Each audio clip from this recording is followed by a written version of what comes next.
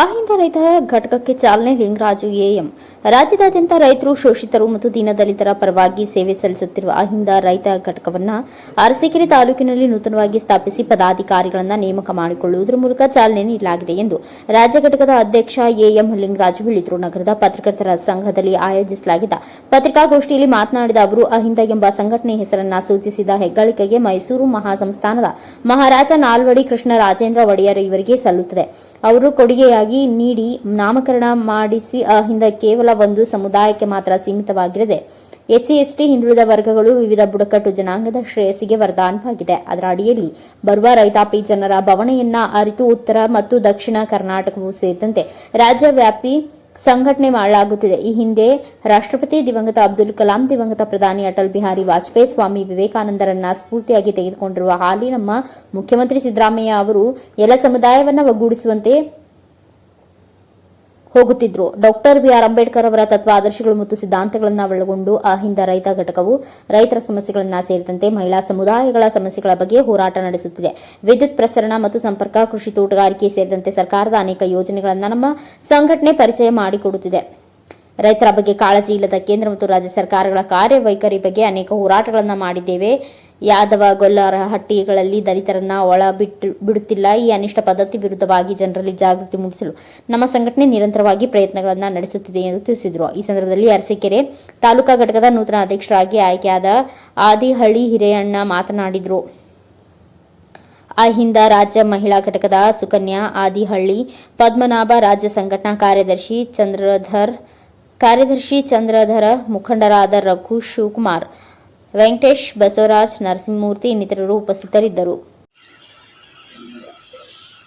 ರೈತರ ಬಗ್ಗೆ ಕಾಳಜಿ ವಹಿಸಬೇಕು, ನಿಷ್ಪಕ್ಷಪಾತದಿಂದ ಯಾವುದೇ ಥರ ಏನಪ್ಪ ಅಂದ್ರೆ ಅದರಿಂದ ವಿರುದ್ಧವಾಗಿ ರೈತರ ಸಪೋರ್ಟ್ ನಿಂತ್ಕೋಬೇಕು. ಏನೇ ಆದರೂ ಫೋನ್ ಮಾಡಿ, ಯಾರು ಭ್ರಷ್ಟಾಚಾರ ಮಾಡಿ, ಏನೇ ಕೆಲಸ ಆಗಲ್ಲ ಮಾಡಿ ಫೋನ್ ನಂಬರ್ ಇಟ್ಟು ನೇರವಾಗಿ ಕಾನೂನು ಪ್ರಕಾರ ಹೋಗಿ. ಸಂವಿಧಾನ ವಿರೋಧವಾಗಿ ಏನಾದರೆ ಇಮಿಡಿಯೇಟ್ ಸದಸ್ಯತೆ ಕ್ಯಾನ್ಸಲ್ ಆಗುತ್ತೆ.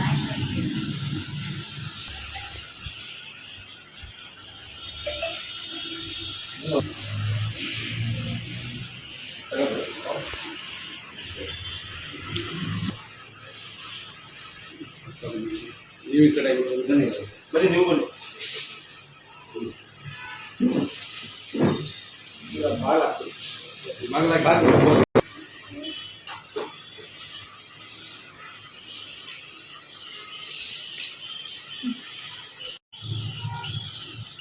ನಿಮ್ಗೆ ಉದ್ದೇಶ ಇಲ್ಲಿ ಇದು ಅದು ಇಂಪಾರ್ಟೆಂಟು, ಯಾರು ಬೀಳ್ತಾನೆ ಇರ್ತವೆ.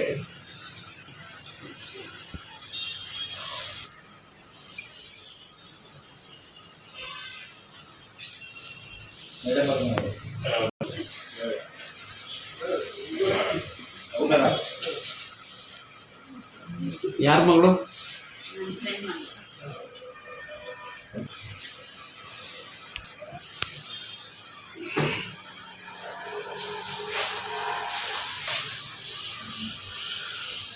ರಾಶಿ ನಂಬರ್ ಮಾಡ್ಕೊಂತಿದ್ದೀರಾ? ಎಲ್ಲರೂ ಬಿಡಂಗಿಲ್ಲ. ಇದು ಸುಮ್ಮನೆ ಹೆಣ್ಣು ಮೇಲೆ ಇಟ್ಕೋಬೇಕು, ತಲೆ ಕಟ್ಕೊಂಡು ಸೊಂಟ ಕಟ್ಕೊಂಡು ಸೊಂಟ ಕಟ್ಕೊಳ್ಳೋದು ಅವೆಲ್ಲ ಮಾಡಬಾರ್ದು. ಆಯ್ತಾ? ಯಾರ ಜೊತೆ ಓಡಾಡ್ತಾ ಇದ್ದೀವಿ ಇಷ್ಟು ದಿವಸ ನೀವು?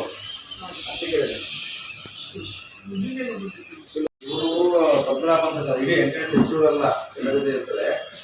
ಚೌಳಿ ಇದರಲ್ಲಿ ಅವರು ಅವತ್ತಿಗೆ ಇಲ್ಲ. ಏನಾಯ್ತು ಗೊತ್ತ, ಇವ್ರಿಗೆ ಉದ್ವೇಗ ಜಾಸ್ತಿ ಆಯ್ತು, ಭಾಷಣ ತರ ಹಿರಿಯಣ್ಣರು ತುಂಬ ಆಕ್ಟಿವಿದ್ರು. ಇಲ್ಲಿ ಅರಸೀಕೆರೆ ತಾಲೂಕಲ್ಲಿ ಐದರಿಂದ ರೈತರಿಗೆ ಯಾರು ಮಾಡಿಲ್ಲ. ಶಿವು ಇದ್ದಾರೆ ಹಾಸನ ಜಿಲ್ಲೆಯಿಂದ, ಇದ್ದಾರೆ. ಸೊ ಈ ಅಹಿಂದ ಅನ್ನೋದು ಇವತ್ತಿಂದ ಬಂದಿರ್ತಕ್ಕಂಥದ್ದು.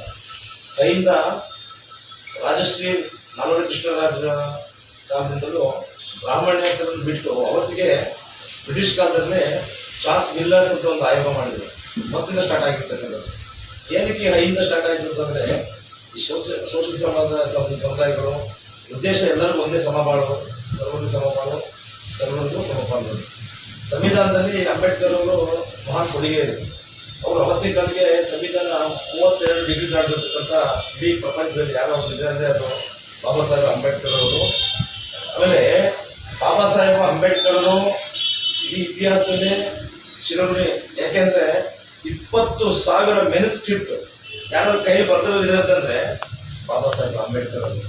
ಈ ಅಂಬೇಡ್ಕರ್ ತಂದುಕೊಟ್ಟಿರ್ತಕ್ಕಂಥ ಸಂವಿಧಾನದಲ್ಲಿ ಸಂಘಟನೆ ಶೈಕ್ಷಣಿಕವಾಗಿ, ಸಾಮಾಜಿಕವಾಗಿ, ರಾಜಕೀಯವಾಗಿ ಏನು ದುರ್ಬಲರಿದ್ದೋ ಅದನ್ನ ಎತ್ತಿಡಬೇಕು ಅಂತ ಮಾಡಿದ್ರು. ಅಂಬೇಡ್ಕರ್ ಮಹಾನ್ ಕೊಡುಗೆ ಇದೆ ಈ ದೇಶಕ್ಕೆ. ನಮ್ಮ ಉದ್ದೇಶ ಏನಂತಂದ್ರೆ ಈಗ ನಮ್ಮ ರಾಜ್ಯದ ದೊರೆ ಸಿದ್ದರಾಮಯ್ಯ ಅವರು ತುಂಬಾ ಕಾರ್ಯಗಳು ಮಾಡ್ತಾರೆ. ನಾವು ಯಾವ ಪಕ್ಷದ ಪರ ಅಲ್ಲ, ನಮ್ಮ ಹಿಂದ ಸಂಘಟನೆ ಏನಂತಂದ್ರೆ ಫಾರ್ ಎಕ್ಸಾಂಪಲ್ ಈಗ ಅವತ್ತಿನ ಕಾಲಕ್ಕೆ ಒಬ್ಬ ಇದು ಅಲ್ಪಸಂಖ್ಯಾತರಿಂದ ಅಬ್ದುಲ್ ಕಲಾಂ ಜಿ ಅವರು ಮಹಾನ್ ಕೊಡುಗೆ ಇದೆ. ಬಿಜೆಪಿ ಪಕ್ಷದಲ್ಲಿ ವಾಜಪೇಯಿ ಅವರದ್ದು ಮಹಾನ್ ಕೊಡುಗೆ ಇದೆ. ಅವತ್ತಿನ ಕಾಲಕ್ಕೆ ಅವರು ಏನ್ ಮಾಡ್ತಾರೆ ಅಂತಂದ್ರೆ ನದಿಗಳ ಜೋಡಣೆ ಮಾಡಬೇಕು ಇಡೀ ಭಾರತದಲ್ಲಿ ಅಂತ ಮಾಡ್ತಾರೆ, ಬಟ್ ಅವ್ರು ಬೆಳೆಯಕ್ಕೆ ಬಿಡ್ತಾರೆ. ನರೇಂದ್ರ ಮೋದಿಜಿ ಕೂಡ ಅವರು ರೈತ ಸಮುದಾಯದಿಂದ ಬಂದರೂ ಕೂಡ ರೈತ ದೇಶದ ಸಂಪತ್ತು. ಇಡೀ ಇಂಡಿಯಾದಲ್ಲಿ 70% ನಾವು ರೈತ ಇರ್ತೀವಿ, ದೇಶದ ಬೆನ್ನೆಲುಬು ಅಂತ ಹೇಳ್ತೀವಿ. ಜೈ ಜವಾನ್ ಜೈ ಕಿಸಾನ್ ಅಂತ ನಾವು ಏನು ಹೇಳ್ತೀವಿ. ನರೇಂದ್ರ ಮೋದಿಜಿಯವರು ಈ ಶ್ರೀಮಂತರು ಬರ, ಉದ್ಯಮ ಕಾರ್ಪೊರೇಟ್ ಕಂಪನಿಗಳು ಬರ, ಭೂ ಸುಧಾರಣೆ ಕಾಯ್ದೆಗಳನ್ನ ಮೋದಿಜಿಯವರು ತಂದರು. ಮನಮೋಹನ್ ಸಿಂಗ್ ಜಿ ಪ್ರಧಾನಮಂತ್ರಿ ಕಾಲದಾಗೆ ಆದಾಗ ರೈತರ ಬಗ್ಗೆ ಕಾಳಜಿ ತಗೊಂಡು ರೈತ ಸಾಲ ಮನ್ನಾ ಮಾಡಿದ್ರು. ನಾವು ತುಂಬಾ ಹೋರಾಟ ಮಾಡಿದ್ದೀವಿ, ರೈತರ ಬಗ್ಗೆ ಕಾಳಜಿ ಇರಬೇಕು, ರೈತ ಇಲ್ಲ ಅಂದ್ರೆ ಈ ದೇಶ ಏನೂ ಇಲ್ಲ. ಸುಮಾರು ಜನ ರೈತರುಗಳು ಸತ್ತೋದು ದೆಹಲಿಯಲ್ಲಿ. ಬಟ್ ಆದ್ರೆ ಇವರು ರೈತರ ಬಗ್ಗೆ ಕಾಳಜಿ ತಗೊಳ್ಳಲ್ಲ, ಇದೊಂದು ಧೋರಣೆ. ಇವತ್ತು ಏನಾದ್ರು ಕರ್ನಾಟಕದಲ್ಲಿ ಒಂದು ಸ್ವಲ್ಪ ಶೋಷಿತ ಸಮುದಾಯಗಳಿಗೆ, ಹೈಂದವರಿಗೆ ಏನಾದ್ರು ನೆಲೆ ಐತೆ ಅಂದ್ರೆ ಸನ್ಮಾನ್ಯ ಶ್ರೀ ಮುಖ್ಯಮಂತ್ರಿ ಸಿದ್ದರಾಮಯ್ಯರಿಂದ. ಅದೇ ರೀತಿ ತಾಲೂಕಲ್ಲಿ ಶಿವಲಿಂಗೇಗೌಡರು ಮಹತ್ವದ ಕೊಡುಗೆ ಇದೆ. ನಾನು ಕಂಡಂಗೆ ಶಿವಲಿಂಗೇಗೌಡರು ಇಡೀ ಎಂಟೈರ್ ಕರ್ನಾಟಕದಲ್ಲಿ ಒಬ್ಬ ಶಾಸಕ, ಅವ್ರ ಕ್ಷೇತ್ರಕ್ಕೆ ಎಷ್ಟು ಕೊಡುಗೆ ಇದೆ ಅಂದ್ರೆ ತುಂಬಾ ಮೆಚ್ಕೊಂತೀವಿ ನಾವು. ಯಾಕಂದ್ರೆ ಎಲ್ಲರಿಗೂ ಒಂದೇ ಒಂದೇ ಒಂದೇ ಕಟ್ಟೆ ತೂಗ್ತಾರೆ. ಈ ಸಮಸಮಾಜ ಸೃಷ್ಟಿ ಮಾಡ್ತಕ್ಕಂಥದ್ದು ನಮ್ಮಲ್ಲಿ ನಮ್ಮ ಹಿಂದೆ ಹೋರಾಟ. ಈ ಹೋರಾಟದ ಹಿನ್ನೆಲೆ ಫಾರ್ ಎಕ್ಸಾಂಪಲ್ ಇವತ್ತಿಗೂ ನೋಡಿ ಕೆಲವೊಂದು ಯಾದವರ ಗೊಲ್ಲರಟ್ಟಿಗಳಿದೆ, ನಿಮ್ಗೆ ಗೊತ್ತಿರ್ಬೋದು. ಇವತ್ತಿಗೂ ಎಂತ ನಾವು ವಿಪರ್ಯಾಸ ಅಂತಂದ್ರೆ ದಲಿತರನ್ನ ಎಂಟ್ರಿ ಮಾಡೋದ್ರಿ. ನಾನು ಅಷ್ಟೊಂದು ನೋಡಿದ್ವಿ, ಅವರು ದಂಡ ಹಾಕ್ತಾರೆ. ನಾನು ಅನುಭವಿಸಿರ್ತಕ್ಕಂಥವು ನಮ್ಮ ಊರಿಂದ ನಾವು ತೋಟಕ್ಕೆ ಹೋಗ್ಬೇಕಾದ್ರೆ ಯಾರೋ ಒಬ್ಬ ಮೈನಾರಿಟೀಸು ಟ್ರ್ಯಾಕ್ಟರ್ ಹೊಡ್ಕೊಂಡು ಬದಟಿ ಬಿಡ್ಬೇಕು, ಹಣ ಬದಟಿ ಗಾಡಿ ಬಿಡ್ರಪ್ಪ ಅಂತ ಹೇಳ್ತಾರೆ. ಯಾಕಪ್ಪ ಅಂದ್ರೆ ಅವಾಗ ದಂಡ ಹಾಕ್ತಾ ಇದ್ದೀವಿ. ಇಂಥ ಪದ್ಧತಿ ನಾವು ಇದೀವಿ. ಮನುಷ್ಯ ಒಂದೇ, ನಮ್ಮ ದೇಹದಲ್ಲಿ ಇರ್ತಕ್ಕಂಥ ರಕ್ತ ಏನಿದೆ ಆ ರಕ್ತ ಒಂದೇ. ಜಾತಿಗಳನ್ನು ನಾವು ಮಾಡ್ಕೊಂಡಿರೋದು. ರಾಜಕೀಯ ಮುಖಂಡರುಗಳು ನಮ್ಮನ್ನು ಯೂಸ್ ಮಾಡ್ಕೊಂತಾರೆ. ಹೆಂಗ್ ಯೂಸ್ ಮಾಡ್ಕೊಂತಾರೆ? ಓಟ್ ಹಾಕ್ಸಕ್ಕೋಸ್ಕರ ಜಾತಿಗಳನ್ನ ಇದು ಮಾಡ್ತಾರೆ. ಮತ್ತೆ ಜಾತಿಗಳಿಗೆ ಜಾತಿ ಬೇರೆ, ಹೈಂದನೆ ಬೇರೆ, ಮೇಲ್ವರ್ಗದವರು ಬೇರೆ. ಇಲ್ಲಿ ಏನಾಗಿದೆ ಅಂತಂದ್ರೆ ನಾವು ಸಂಘಟಿತರಾಗಬೇಕು. ಸಂಘಟಿತರಾಗಲ್ಲ ಅಂದ್ರೆ ಈಗ ಒಂದು ಊರಲ್ಲಿ ಎಲ್ಲರಿಗೂ, ಈಗ ಶಿವಲಿಂಗೇಗೌಡರು ಈ ಊರಲ್ಲಿ MLA ಇದ್ದಾರೆ, ಅವರು ಒಂದು ತಕ್ಕಲ್ಲಿ ಎಲ್ಲರೂ ಒಂದೇ ಸಮುದಾಯ ಕಾಣುತ್ತಾರೆ. ಬಟ್ ಕೆಲವೊಂದು ಊರುಗಳಲ್ಲಿ ಮೈನಾರಿಟೀಸ್ಗೆ ಯಾವುದೇ ಹಕ್ಕುಗಳಿಲ್ಲ. ಫಾರ್ ಎಕ್ಸಾಂಪಲ್ ಬೇರೆ ಬೇರೆ ಕ್ಷೇತ್ರಗಳು ನೋಡ್ತೀವಿ ನಾವು, ಯಾರೋ ಒಬ್ರು ಹಿಂದುಳಿದವ್ರಿಗೆ ಅವ್ರನ್ನ ಹಿಂಗೆ ಮಲ್ತಾಯಿ ಧೋರಣೆ ಮಾಡ್ತಾರೆ. ಈ ಹೋರಾಟನೇ ಕಿತ್ತು ಬಿಸಾಕ್ಬೇಕು.